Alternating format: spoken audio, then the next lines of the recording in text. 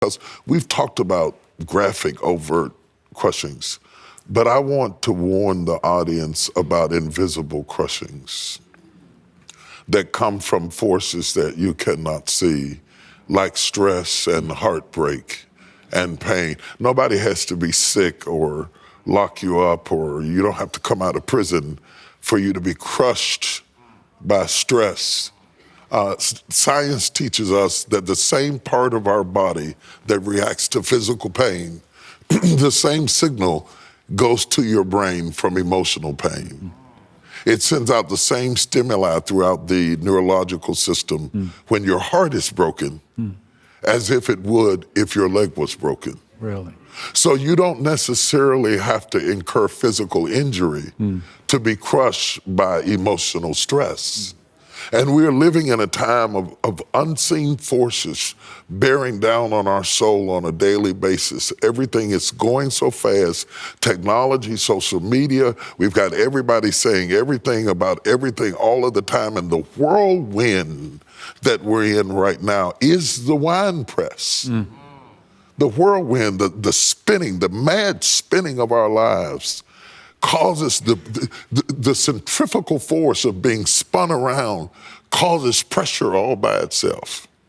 And in that fast pace that we live in, there is a certain amount of invisible pressure. And the strange thing about it is you feel the pain, you sense the pressure, and you can't see the source.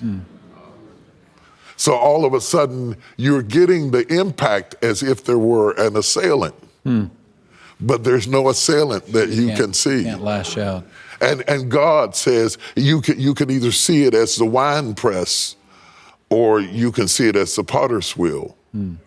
But the more it spins, the more he touches it and the more it changes in the spinning. And if you are not prepared for disruption, then you're not prepared for resurrection. Yeah. Not prepared for disruption. Yeah. You're not prepared for resurrection. Yeah. What I hear you saying to us is don't try to escape your troubles. No. But lean into them. Lean into it. Lean into them. Lean into it. And say, God, what are you telling me? What are you teaching me? Consider it all joy, my brethren. Yes, sir. When you face various trials and tribulations. Yes. Yeah. And I'll be honest, that's not, somebody said, that's not easy to do. It's not something that you do from the place of your emotions. It's something that you do from the place of your teaching. I went through a period in my life that I was just being crushed. My heart was broken. I was worried.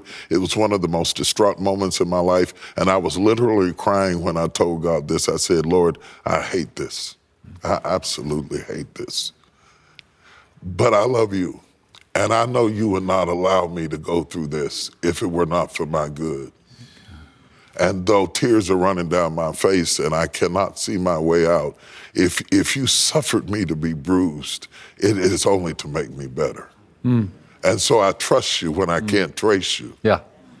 Because he that hath began a good work in me will bring it to completion. Shall bring it to completion. You cannot convince me. Yeah.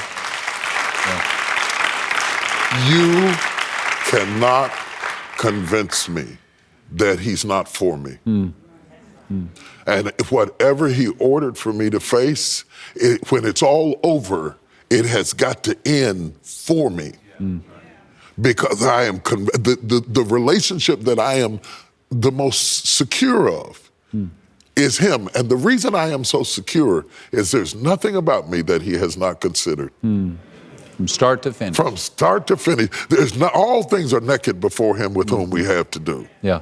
You know, I could disappoint my wife or disappoint my children or disappoint my mother. They could find out something about me and change their mind about me. God could never find out anything about me. Cannot be surprised. Yeah, he cannot be surprised. There's nothing about me that he doesn't already know. He's already made up his mind about me. He has rendered his verdict. He has rendered his verdict, and there is therefore now no condemnation. No condemnation. Yeah. So whatever he ordered for me to go through in process, right. Well, yea, though you walk through the valley of the shadow of death, and you fear no evil, for thou art with me, thy rod and thy staff, they comfort me. Thou preparest a table before me in the presence of my enemies. Thou anointest my head with oil. My cup runneth over. You can't have the run over if you don't go through the valley of the shadow of death. Yeah.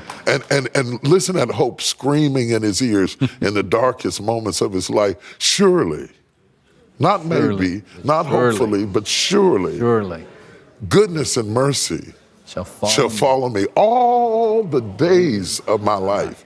And when it's all over, I'm going to dwell in the house of the Lord forever.